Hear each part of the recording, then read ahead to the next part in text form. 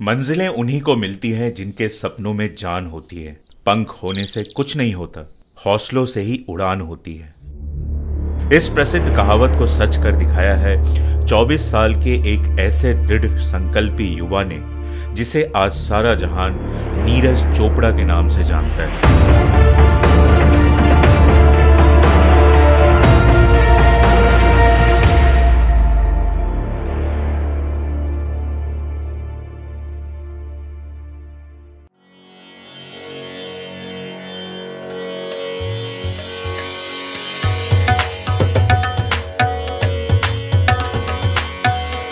हरियाणा के एक छोटे से गांव खंदरा के किसान सतीश कुमार और सरोज देवी के घर 24 दिसंबर 1997 को नीरज का जन्म हुआ।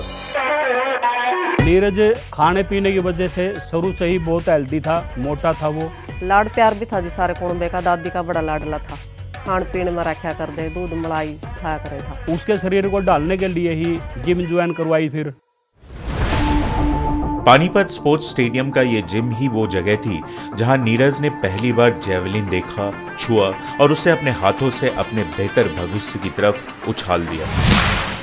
पहली बार जेवलिन फेंका और जैसी ट्रेनिंग शुरू की, अपने मन में ऐसे बैठा लिया था कि हाँ मुझे स्पोर्ट्स करना है। हमने उससे जेवलिन थ्रो करवा के देखा तो उसके अंदर हमें महसूस हुआ कि इसके अंदर कुछ एक्स्ट्रा ऑर्डिनरी एबिलिटी। नीरज ने जो पहली बार बताया जेवलिन थ्रो के बारे में तो जी खुशी हुई थी। इतना करने के सक्षम नहीं थे उस टाइम में, करेंगे मदद जहाँ तक हमारे से होगी।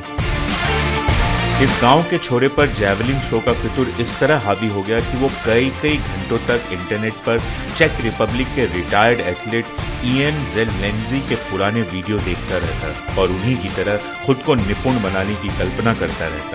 लेकिन इस कल्पना को सच कर दिखाने के लिए जिन सुविधाओं की जरूरत थी वो नीरज के पास नहीं थी। ऐसे में इंडियन आर्मी नीरज के लिए संकट मोचन बनकर आई। मैंने 2016 में आर्मी ज्वाइन की थी और उसके बाद से मतलब मेरा फोकस तो स्पोर्ट्स पे ही है पूरा। खुशी तो थी, लेकिन उसके पीछे ये भी था कि भी अपने परिवार की जो हालात हैं, जितने खर्चों से हम ये था कि भाई उसको पूरा कर पाते थे सारे भाई मिलके, तो उनसे थोड़ी हमें निजात भी मिलेगी और परिवार के हालात भी सुधर जाएंगे। अच्छी नौकरी और बेहतर ट्रेनिंग मिलने से नीरज की इंटरनेशनल लेवल के एथलीट बनने की उम्मीद फिर से जी उठी। लेकिन एक बार फिर से उनकी मंजिल उनसे दूर हो गई जब अपने दोस्तों के साथ बास्केटबॉल खेलते वक्त उनकी कलाई टूट गई।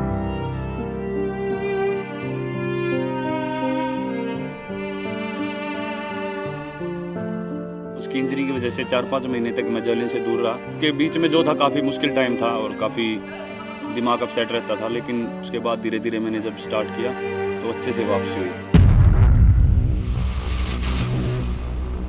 अपनी चोट से उबरने के बाद 2016 में साउथ एशियन गेम्स में नीरज ने अपने जेवलिन से 82.23 मीटर की दूरी नापते हुए अपने पहले अंतर्राष्ट्रीय गोल्ड मेडल पर कब्जा जमाया।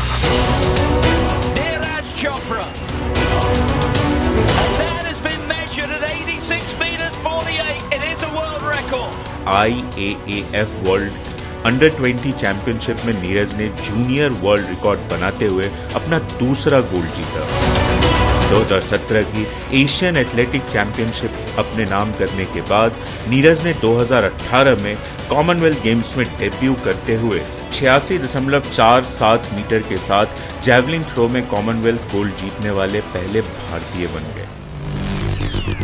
इसी साल नीरज ने दोहा डायमंड लीग में 87.43 मीटर पर भाला फेंककर नेशनल रिकॉर्ड तोड़ दिया और जकार्ता में एशियन गेम्स के मंच पर 88.06 मीटर के साथ अपना ही कीर्तिमान सुधारते हुए गोल्ड हासिल किया। इस जबरदस्त फॉर्म के चलते नीरज और उनके कोच को पूरा विश्वास था कि वो जल्द ही ओलंपिक के लिए क्वालिफाई कर जाएंगे। लेकिन फिर एक बार उनकी दाई कोहनी में चोट आने से भारत का यह ख्वाब धुंधला नजर आने लगा।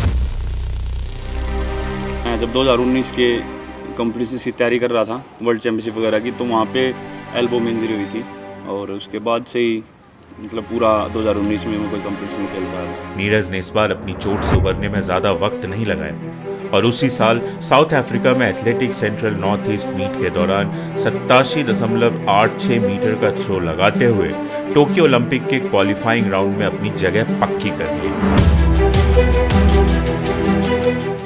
ओलंपिक के लिए आशा अच्छी करके जाएंगे कि वहाँ पे अच्छा मेडल जीतें। टॉप स्कीम जो बनाई है, जो बिल्कुल इंटरनेशनल लेवल की जो सुविधाएं हमको धीरे धीरे करके मिल रही हैं,